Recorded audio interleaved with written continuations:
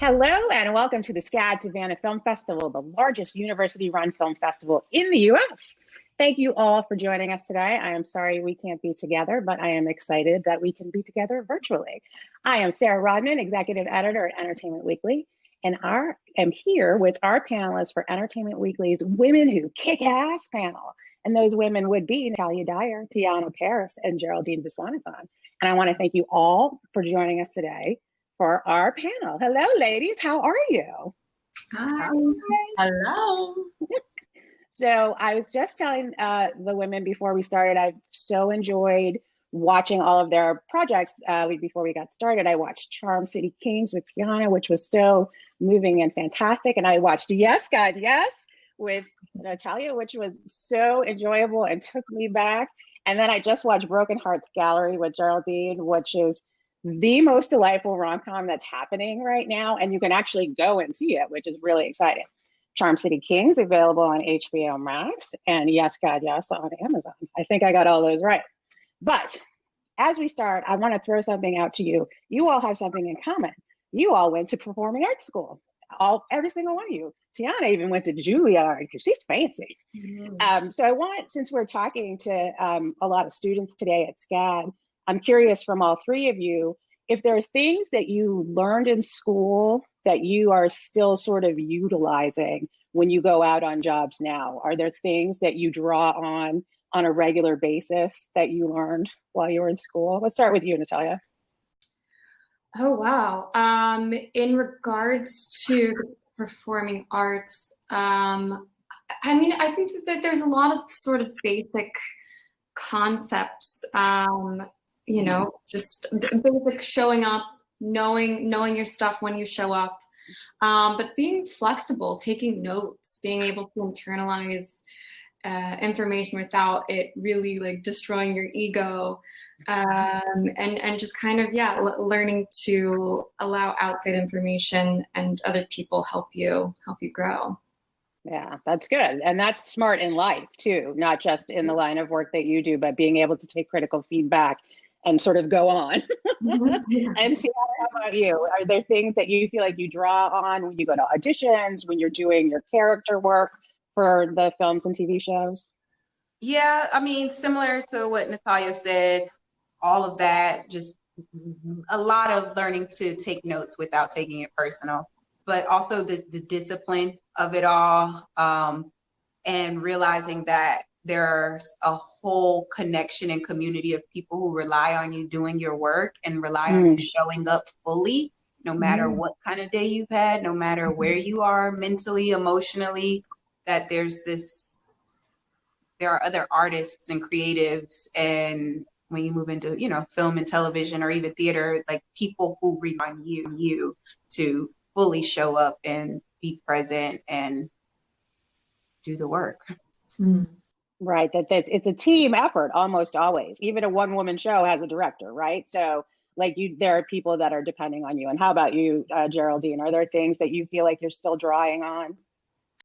I don't know. I mean, yeah, I went to like a performing arts school from kindergarten to like my whole schooling experience. Oh, wow. So, in kindergarten, I wasn't learning Meisner, but I do feel like the best thing that it gave me was just practice. I feel like just school is a great place to just practice, and I think so much of performing is being comfortable, and I just felt like doing that, performing in front of my classmates for so many years, I think it meant that I was a little more relaxed when I got on a set.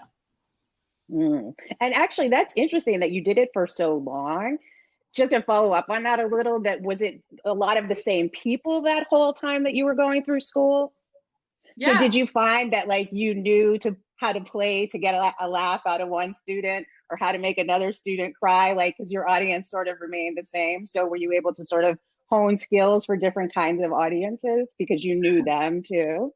I don't know if I was thinking about audiences yet. I was just I was always I would just do plays. I would always team up with my friends, and I feel like I just worked with the same friends pretty much all through high school, and it was all about making them laugh and seeing what they thought was funny or good.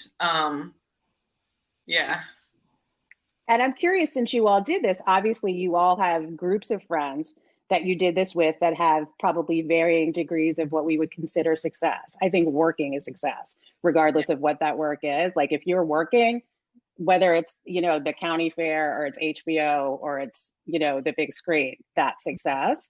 But in sort of navigating, because you have all come to a really great place, all three of you, of different work and of navigating like from role to role, how is you the way you choose things changed? Because you've all, the other thing that you have in common is you've all done really different things. Like if you look at Bad Education and Broken Hearts Club, if you look at Survivor's Remorse and Charm City Kings and Mad Men, if you look at Stranger Things and Yes God Yes, like those are all very different characters from one another, which is a super fortunate thing for you, a position for you all to be in. So I'm curious, Tiana, let's start with you about how you approach making those choices.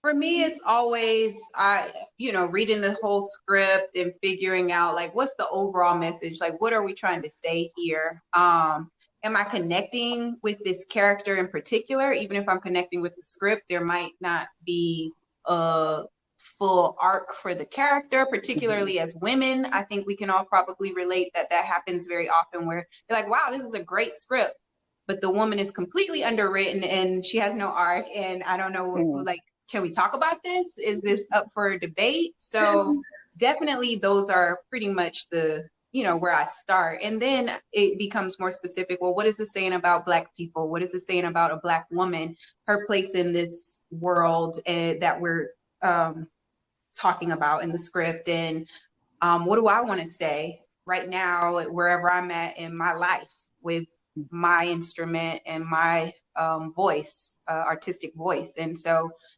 that's kind of how I navigate that. So it's a holistic approach. Like you're looking at it from like different prongs. And Geraldine, how about for you?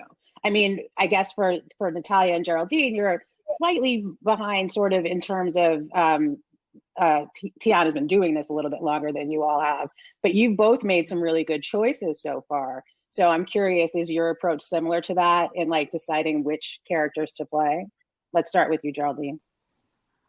Yeah, it is. I think it's such a gut feeling. And I really just go off of, I don't try and think about like, oh, I'll do a different genre, or like, I think it's just whatever clicks for you. And I just go off like the gut feeling I get from the script. Oh, I did another kitty. It's cat day. It's fine. So you're saying you're also looking at the script and that's your main sort of choice. Are there other things that feed into it for you? Yeah, I think like, what is it saying? What are we putting into the world? I think that's something that I'm aware of, and also just who you'll be working with. I think that's a big part of it too. Like with like Bad Education, for example, I was really excited to work with Corey Finley, and I feel like just always. But then I also love working with like first time female directors, and like I think that kind of variation there too is really nice to get to work with people who have like different lanes and different experiences, and yeah, just people that I'm excited about. Right, that you're clicking with. And Natalia, for you, I would imagine some of that is similar, but some of it is different in terms of the choices that you make. Yeah, definitely. I mean, talking about I feel like when I first started in this industry, I feel like for, just starting out, you're kind of just excited to get a job, just hire me, get a job, whatever it is. But yeah, I think, the older I've gotten and, the more kind of opportunities and choices that come about, I've had to check with myself on some things and yeah, go and, I always like to go through similar, read the script. Does the story feel like something you want to say? Does the character feel real? I think getting older, it very much becomes about the integrity of the female character, because I think a lot of times it is just, a little or a lot underwritten. You know, so I think that that's important what you're projecting. And then, yeah, personally, I think it's always nice to be challenged, and to take on things that help you grow, which is, you know, it can be scary. And I think there's the concept that you know, a producer or a director might not want to have the chance of you failing, so they cast you in something they've already kind of seen you in. But I think as the actor, it's always such a gift when someone is like, I've seen you do this, but I feel like you can do this. Like, I'm going to trust you that you can do something very different. And that's such that's such a gift to be handed as an actor, I think. Yeah, especially for all of you that at the points that you're at, it really is impressive for all three of you to have done things that are that different from one another, that you have not been pigeonholed at all. And I want to ask Tiana specifically about Charm City Kings, because that is something that people can see right now. And I watched this the other night and I was so moved by this. I feel like this is a part of our culture anyway that we know about, but that a lot of other people don't. And your performance in that is such a world away from your performance in Mad Men and Survivor's Remorse and so much of what I've seen you in. And so I'm curious about what attracted you to that project. Can you tell people a little bit of what it's about? Yeah, Charm City Kings takes place in Baltimore. It deals with the dirt bike culture there and all the stigmas and stereotypes that surround it. And it really follows this young kid who is my son, and in the film. And it's a beautiful coming of age story, but in the city of Baltimore with a Black kid at the center of it. And I really think it's important to have, again, when you look at what are the stories you want to be a part of, you have this beautiful coming of age story with the young Black kid who rides dirt bikes or aspires to ride dirt bikes and be a part of that culture. And you get to see what are the things that are driving him? Why does he want to do this? So from the outside, you might have a lot of preconceived notions and judgments on who this kid is if you saw him in the Walmart or whatever. But really getting to break in and crack open his heart and his sweetness and where he's struggling and why he's made certain choices and the place he comes from that influences those choices. So that's a lot of the reason I wanted to be a part of it. Jahi, the main actor, who plays my son, my youngest son, he's so good. He's so good. And it was just really exciting to get to work with him. And like Geraldine was saying, with working with first-time directors, it was Angel. He's a Puerto Rican native, and it was his first time directing a feature. And so it was really, I liked his voice. I liked his swag and what his work felt like. And so I thought it would be really exciting to work with these people and tell this woman's story. So yeah, she's just single mom, and she is not your typical single mom that we see. There's nothing typical about this movie, which I was really impressed by, that she's not the woman that you normally see in this kind of story. Like, she's got tenacity and she's got grit, but she's got humor and she's got heart and she's struggling, but like the story isn't necessarily about the struggle. So Charm City Kings is basically what I'm saying. Y'all need to go watch it. And then Geraldine, just last night I watched Broken Hearts Gallery, which is the most delightful rom-com like happening right now. And this looked like such a fun thing for you to do. I mean, the friends that, and I know that Baker is also in this, or Natalia knows a little something about that. That, I mean, what a wonderful opportunity for you. And it really is just straight rom-com. We're not dealing with issues necessarily, except that your character is like a souvenir hoarder from previous relationships, which is hilarious and something I think we all might do a little bit of. But I'm curious about what that experience was like for you, because I'm so excited to see an actor like you in that part. Oh, thank you. It was such a treat. I feel like it really, Natalie Krinsky is the writer-director, and she is just the fun, like, life of the party, chicest, coolest, wisest, and this just really feels like her essence and kind of, the two of us coming together. It was just such an amazing collaboration and was just so much fun. She really invited us to like bring as much as we could or wanted to. So it was really collaborative. Like we were, you know, rewriting scenes on the day and those improvising, and it was just very free, and it just felt like a party. It did not feel like work. It just we were shooting in Toronto over the summer, and it was just beautiful, and we had so many amazing, like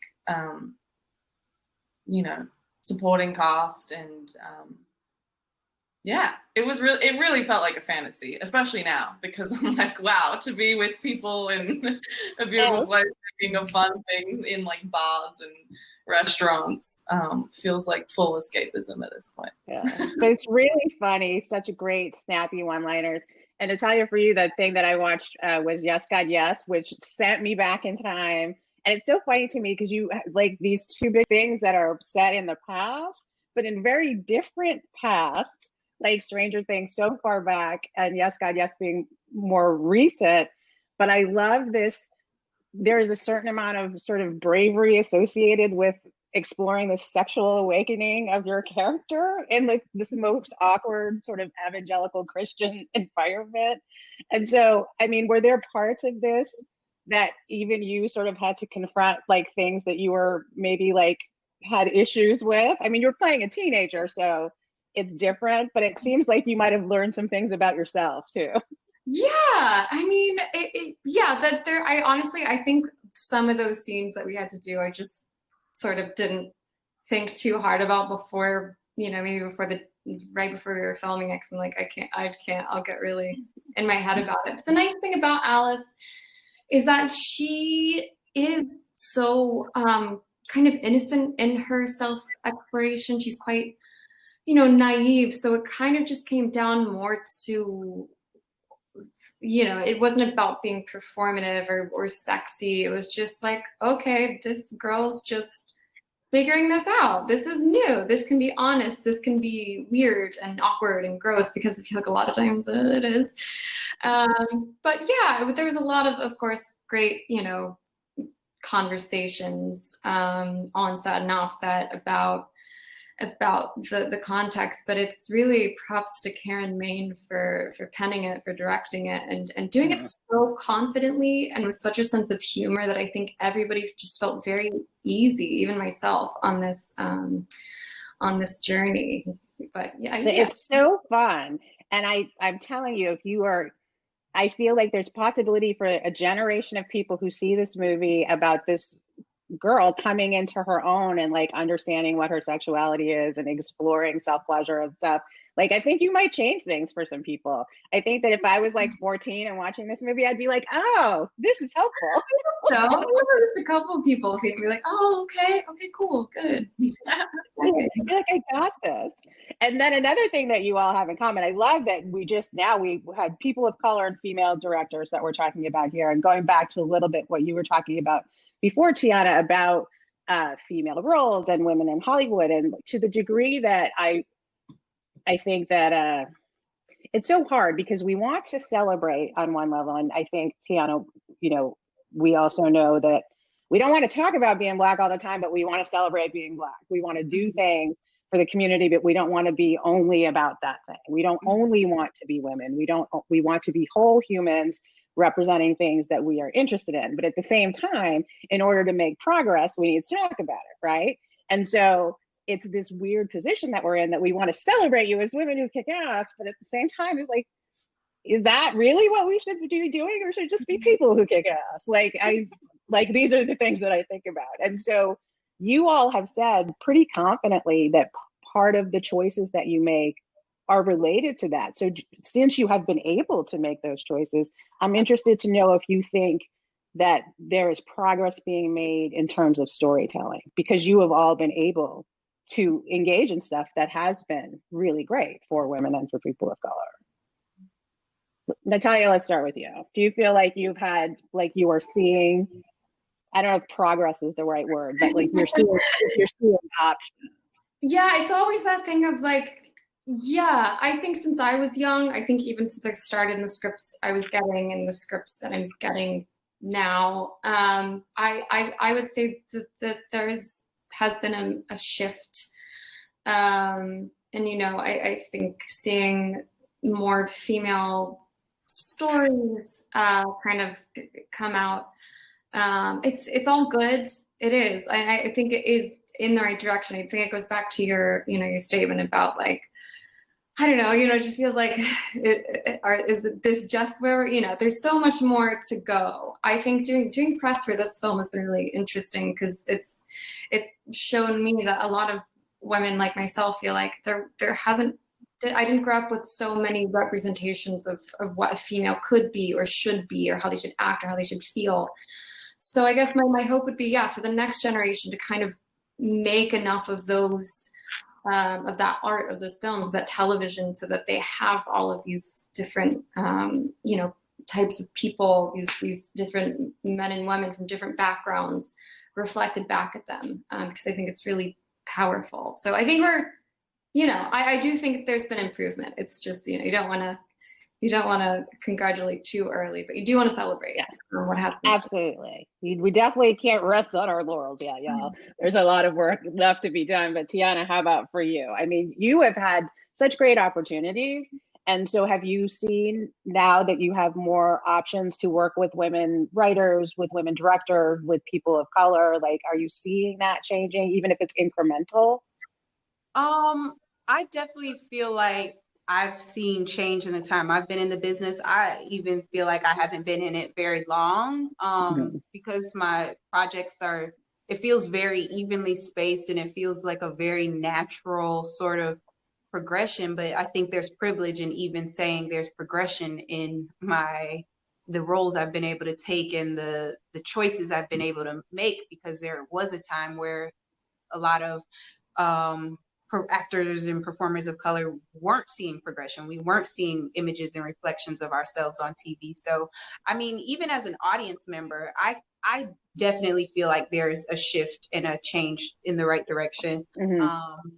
Because I can watch so many things that I'm interested in that are reflective of my community, or people who are part of the community who aren't necessarily like me. I think to have a quirky Black girl as the center and the lead in Insecure, and then go over and see Michaela Cole in I May Destroy You with such heavy, smart, brilliant, it's beautiful. Like, those are options. When do we get to say that?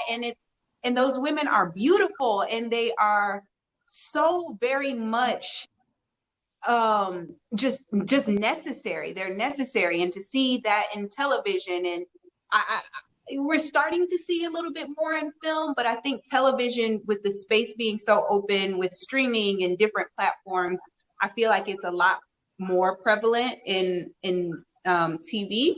But hopefully, film will catch up a little more as well.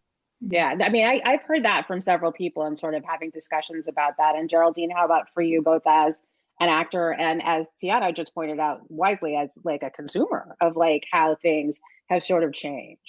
Yeah, I feel like as an audience, like collectively, we're all just sort of asking for more. And I think to be more honest and representative and just doing better. I think we got a little like bored of the same thing. And so I think now it makes sense to have, if it's a story about a woman, to have a woman writing and directing that story. And I think that just really lends itself to the authenticity of, like, you can feel that because it's more true. So I definitely feel like I've noticed that shift for audiences. Like, we're just becoming more sophisticated, and we're like, nope, don't buy it. That's like, which is cool. And then I think, as an actor, I've definitely noticed. I mean, I guess it hasn't been that long, but I think I've been lucky to kind of enter the industry at a time where, I think especially ethnicity is less of a kind of barrier or like something to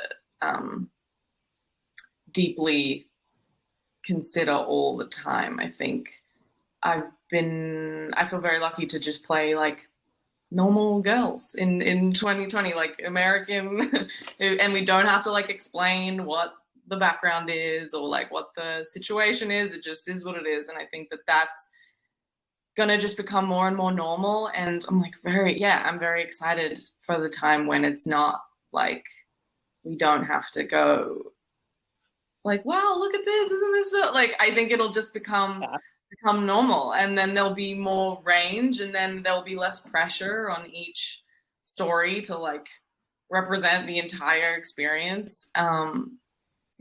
So it's just people. I think that's really key to what you just said, that this idea that we often have to bear up under, okay, this has to be for everybody. This has to be for all women. This has to be for all Black women. This has to be for and it's just like, you know what? Sometimes it's just this story, but the story itself is universal enough to relate to everyone, and it doesn't matter. And like, hopefully the best storytelling, that's what it does, is that like, it doesn't matter who it's about, but that we can all relate to it, which actually brings me to this time that we've been living through the last few months. I'm curious, for you all, has this been a time of productivity, even though you haven't been working probably necessarily? Have you sort of been writing? Have you been reading scripts? Or have you been like, I just can't deal with anything, so I'm just gonna watch TV? Which is also a valid life choice, by the way. I'll go. Through the quarantine, I pretty much checked out. It was about self-preservation, self-care. I think when we all got jolted into this other way that we were going to have to adapt. I didn't do anything productive towards the craft, except I did something very productive towards the craft, which is live in the moment and experience all that this was and what it was going to be. I decided to try to finally learn Spanish. So I had my little notebooks and stuff. I was like, I'm going to come out of this quarantine knowing something else, something productive. So I did that. And I caught up on some classic film and television that I binged The Wire. Nice. Never seen it. The first season I had tried to get through a couple of times over the last 6 years, and I never made it past a couple of episodes. And then finally, I had nowhere else to go, and I made it, and you could not get me off the couch. I was hooked. So I did things like that, and it was pretty cool. But coming back to work, that was difficult. I think like Natalia was saying earlier, just using your instrument and the practice, or no, Geraldine said that, just the practice. I did not practice. I felt like I was not connected to my voice. I felt like I could not connect to people. I'm like, can you help me through this mess? It's like, no, by the end of the day, my throat was hurting. I couldn't stay awake. I'm like, it's nap time, couch time, people. I need a snack. It was pretty rough the first month, but I'm getting back to it. But yeah. Yeah, absolutely. So wait, Geraldine, were you, before I let you off the hook, did you learn Spanish? I made it past beginner.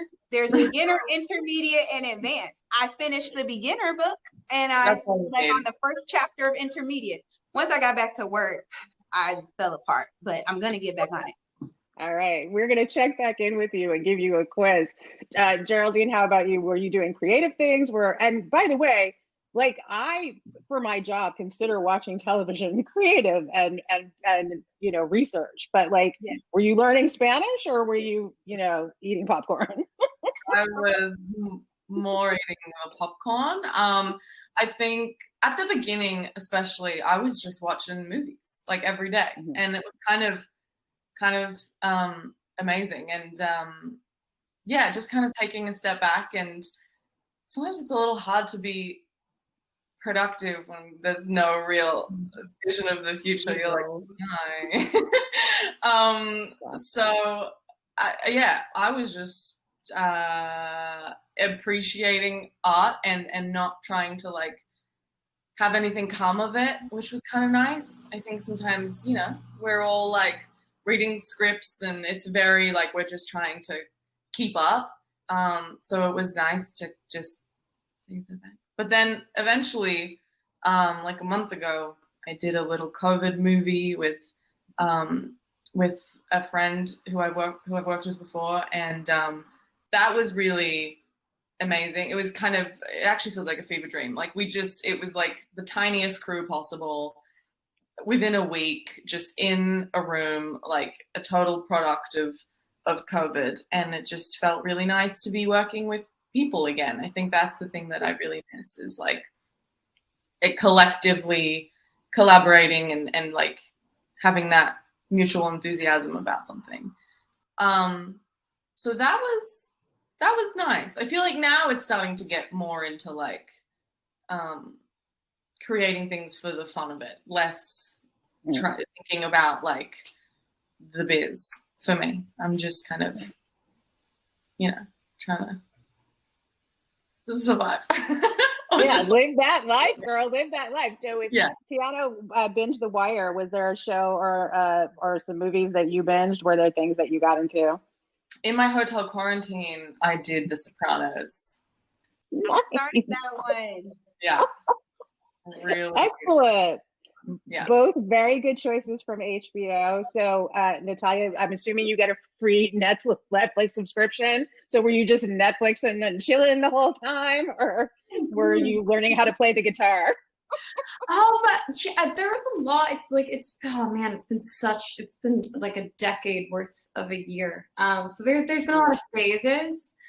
I think at first it kind of felt like, okay, like this is because we just started work and it was like, okay, we had like a little vacation, great. And then it was sort of going insane. And I bought board games and plays and really tried to keep myself entertained. But I definitely think what Yajin was saying about this industry and the headspace that it puts you into, kind of go, like what's next, and to know that it was kind of on pause gave a sudden moment of like, oh, like what do I like to do just for me? What is, it's kind of getting in touch with that side of me. And yeah, that side of me really likes to watch TV and movies and cook sometimes. But yeah, it's been a journey. But also, yeah, I just went back to work, and I'm completely out of shape as far as the schedule goes. And also, weirdly, like, small things like how do I say lines again? How do I do this? Did I completely forget how to do all of this? Terrible. But it's really, of course, wonderful to be back working safely. But well, I wanted to ask about that for you all that just mentioned that you had gone back to work. So has sort of the COVID protocols of it all made the days longer?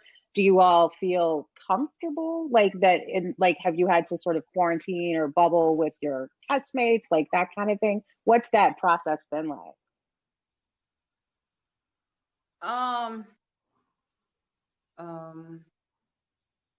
Yeah, we're fine. I was the person who I did not leave the house, y'all, for like 6 or 7 months or whatever it was, 5 or 6 months. And I was telling my family, don't come around this part. I don't want to see you. Stay away. I don't need nothing. Amazon box, spray down, leave it in the garage for 4 days before I open it. I was so taking this very seriously, and I still am. So when I got the call that I had to come to work, I was like, what? Oh my gosh, tailspin. And so throughout the entire thing, I've been honoring it because it's really also just a lot of honor system. And so I stay in the house. I don't even go to the grocery store. I will order it, drop it off, whatever. And I just stay in the house, and I'm just trying to keep my head down, and I pray that everyone else is doing the same, and we get tested all the time, and all of those things. But I think at the heart of it is you have to trust the crew and the people around you, which is very hard because I don't trust nobody. But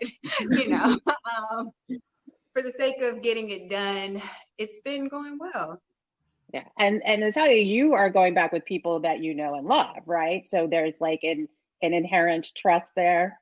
Yeah, I think so. Yeah, it's definitely, I mean, I feel pretty safe. I think it does slow things down some percent. But I think everybody is just so happy to be working that, they're being very pretty strict and full on with as much protocol as they can.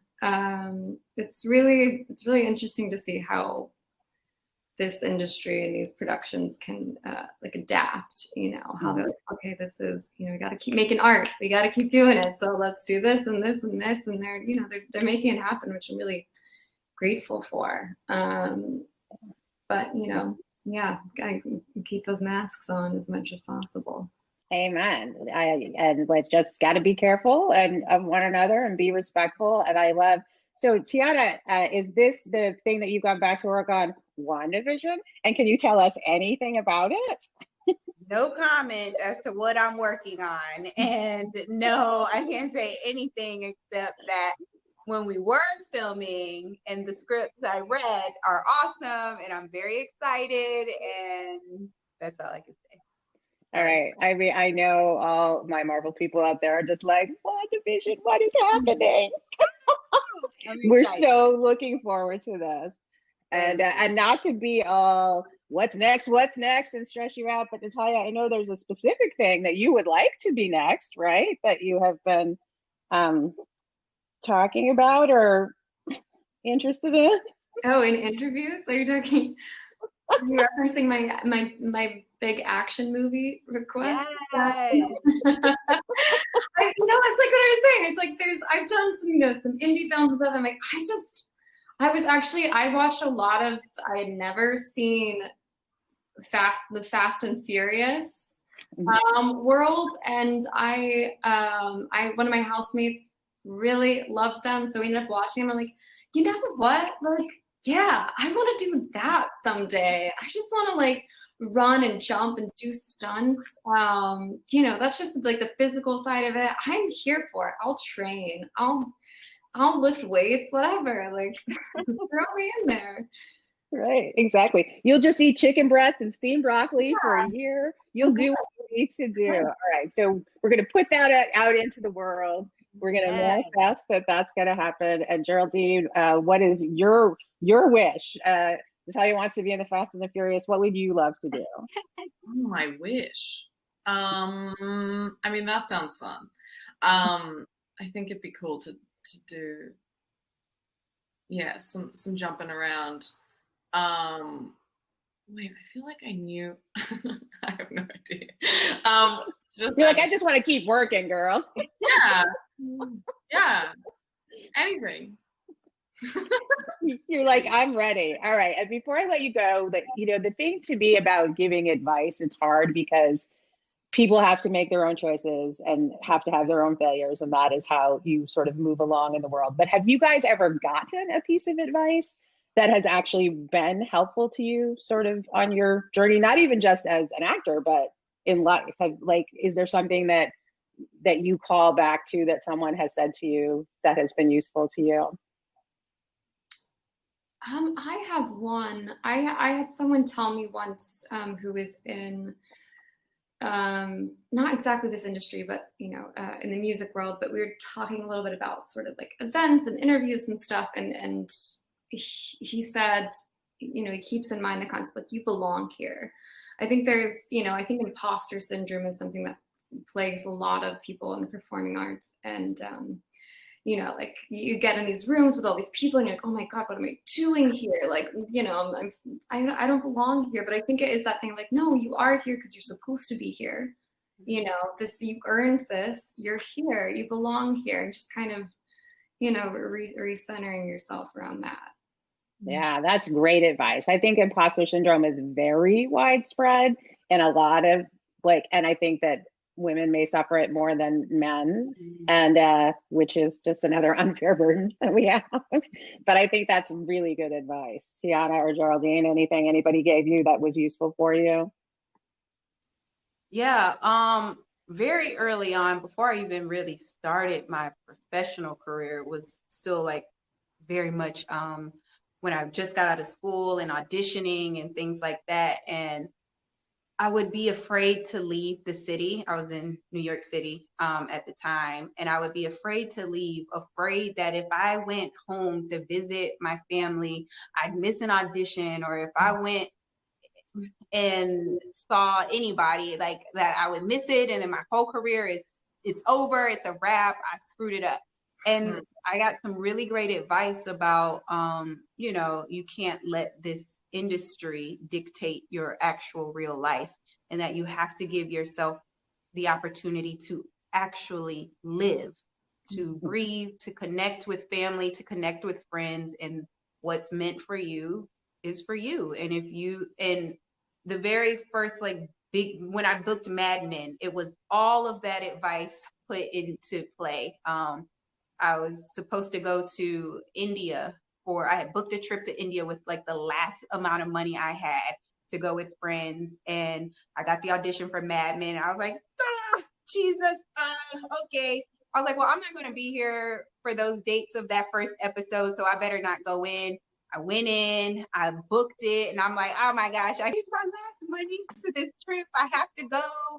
And it ended up working out that the first time in the show's production history, they had to film out of order. So I didn't have to film until I came back. And that's a part of that.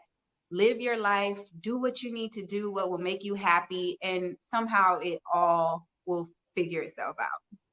And how pivotal was that part for you? I mean, it obviously wasn't the biggest part, but it was a big deal on the For show. me, it was big. Yeah. It was Like, huge. and Yeah. did things change for you after that? Because it was a great storyline and it was such a great character. She wasn't having it, and I loved her so much. Dawn, she was like, nope.